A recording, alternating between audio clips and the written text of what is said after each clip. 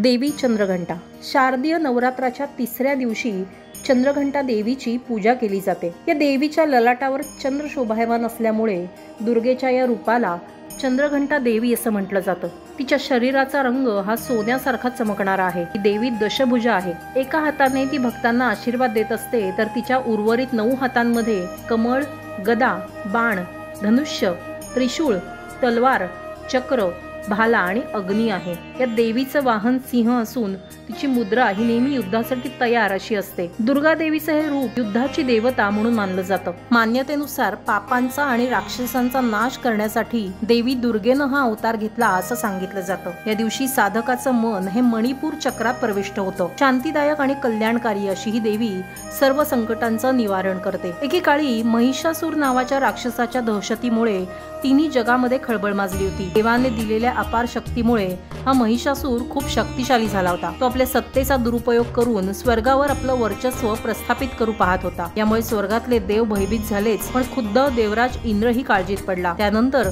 देवराज इंद्र आणि इतर देवांनी महादेव, ब्रह्मदेव आणि भगवान विष्णू यांच्याकडे मदत मागितली। त्यानंतर या त्रिमूर्तींच्या क्रोधातून एक तेज प्रगट झालं आणि या तेजातून एक देवी प्रगट झाली। यावेळी भगवान शिवानं आपलं त्रिशूळ या देवीला दिलं, तर भगवान विष्णूंनी तिला आपलं सुदर्शन चक्र दिलं। तसंच इतर सर्व देवांनी आपली शस्त्रही या देवीला प्रदान केली। तीच ही देवी चंद्रघंटा। त्यानंतर माता चंद्रघंटेने महिषासुराला युद्धासाठी आव्हान दिलं। पुढे माता चंद्रघंटा आणि महिषासूर यांच्यात भयानक युद्ध झालं आणि मातेनं महिषासुराचा वध करत तिन्ही जगाचं रक्षण केलं। उत्तर प्रदेशामध्ये प्रयागराज इथे चंद्रघंटा देवीचं प्रसिद्ध मंदिर आहे।